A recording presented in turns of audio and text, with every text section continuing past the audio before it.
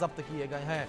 और कोराटपुट में नक्सली कुंजम हिडमा गिरफ्तार किया गया है। AK-47 राइफल, 35 राउंड गोला बारूद और 117 डेटोनेटर बरामद किए गए हैं। नक्सलियों के खिलाफ लगातार एक्शन जो है वो जारी है। ये बड़ी खबर जो इस बीच सामने आ रही है।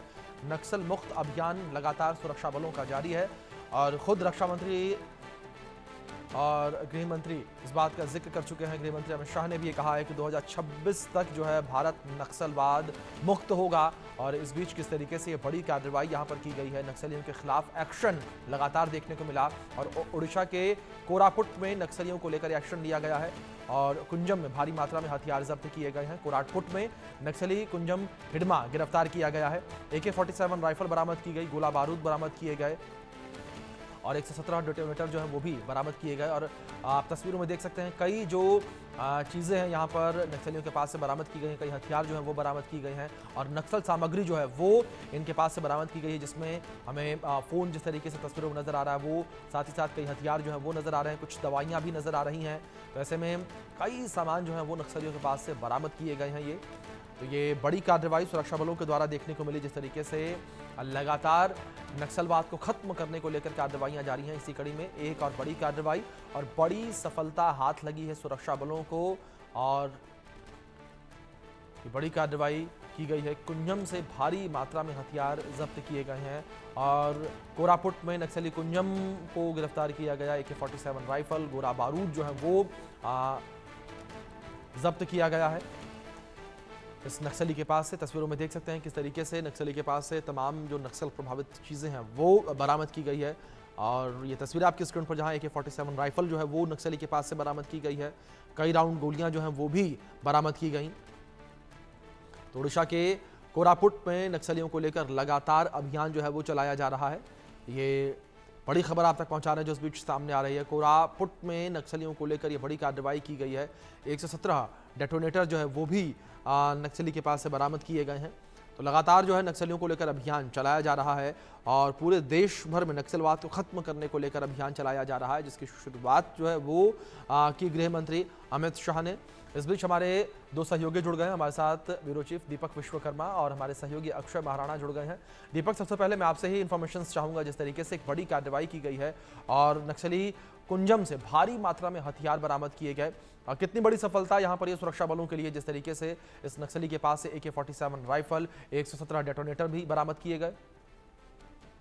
जी बिल्कुल, देखिए जितनी कार्रवाई चल रही है और जितनी लगातार ये कार्रवाई है उससे एक बात स्पष्ट हो गई है कि जो भी सफलता मिल रही है वो आपके लिए प्लस में ही है, माइनस में कुछ नहीं है। क्योंकि जिस तरीके से लगातार ऑपरेशन चलाए जा रहे हैं, जितने भी बॉर्डर के इलाके, चाहे उड़ीसा हो, चाहे झारखंड हो, छत्तीसगढ़ हो, मध्य प्रदेश हो, आंध्रा, तेलंगाना और महाराष्ट्र का जो गढ़चिरौली का इलाका है, इसमें जितने भी ऑपरेशन चलाए जा रहे हैं उसमें सबसे बड़ी बात यह कि हमें नुकसान नहीं है। और जब नुकसान नहीं है तो ये सफलता काउंट होती है। जिस तरीके से हिंडम और उर्फ मोहन को पकड़ा गया तो इसके पास से इसके ऊपर भी इनाम था।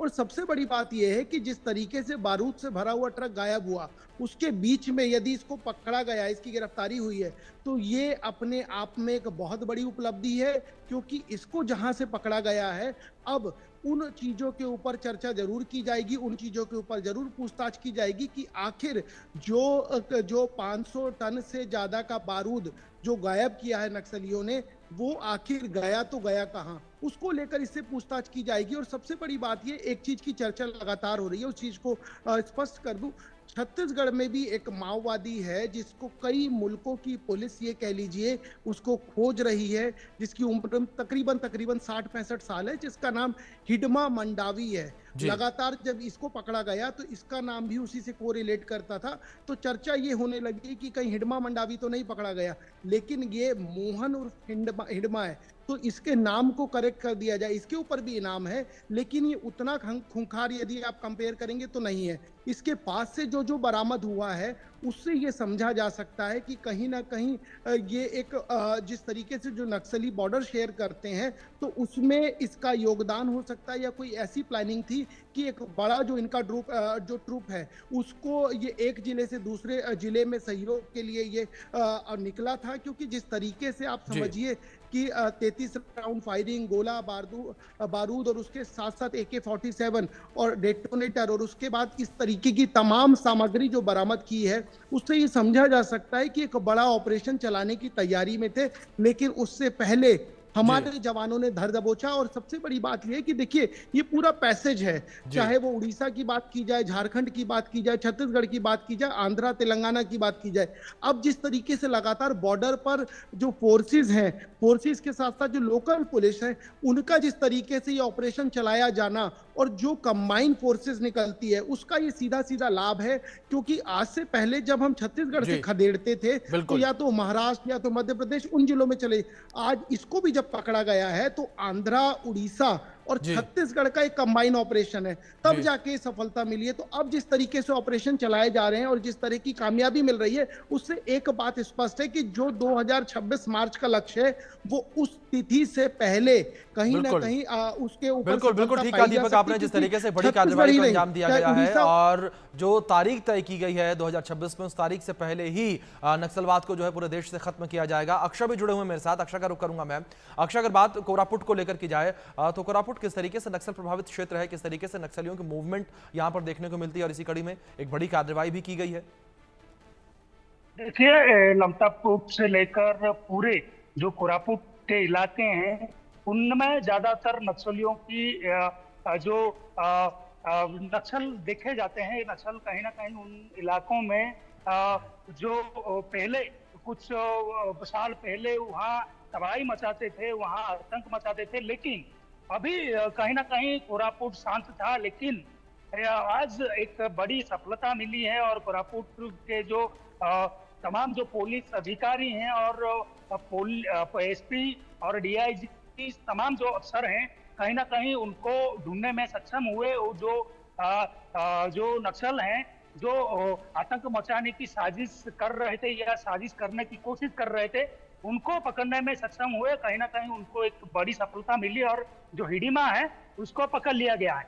और हिडिमा के ये में 4 लाख रुपए की जो नाज़र राशि था और कहीं ना कहीं उसको पकड़ने के बाद ये भी उससे उगलने की कोशिश करेंगे कि कहाँ कहाँ उनका जो साम्राज्य है फैला हुआ था और क्या करने की उन्होंने कोशिश किए हुए थे।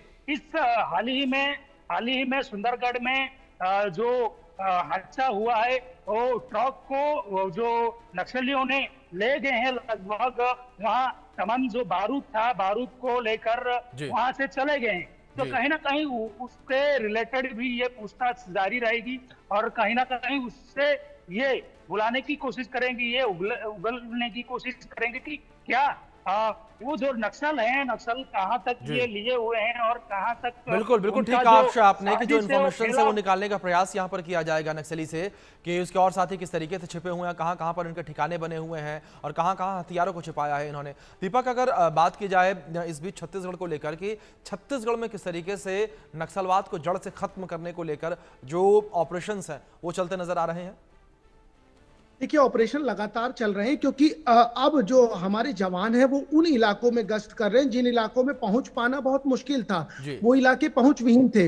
उन इलाकों की स्थिति ये थी कि यदि आप पैदल सफर करेंगे तो आप अपने गंतव्य पे 2-2, 3-3 दिन का सफर तय करेंगे। इसका सबसे ताजा उदाहरण ये है कि जब जिस तरीके से बसव राजू को जिस तरीके से मारा गया, तो वहां पर 3 दिन का सफर तय करके हमारे जवान पहुंचे थे।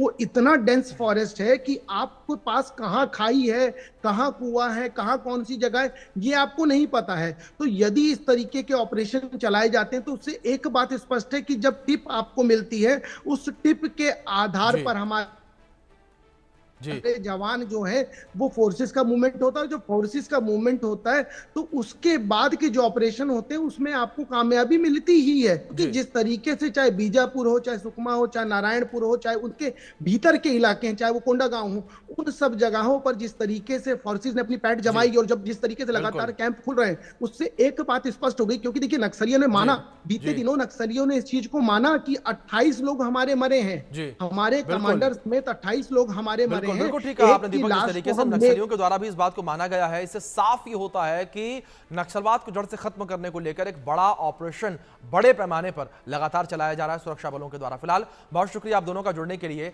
और इन तमाम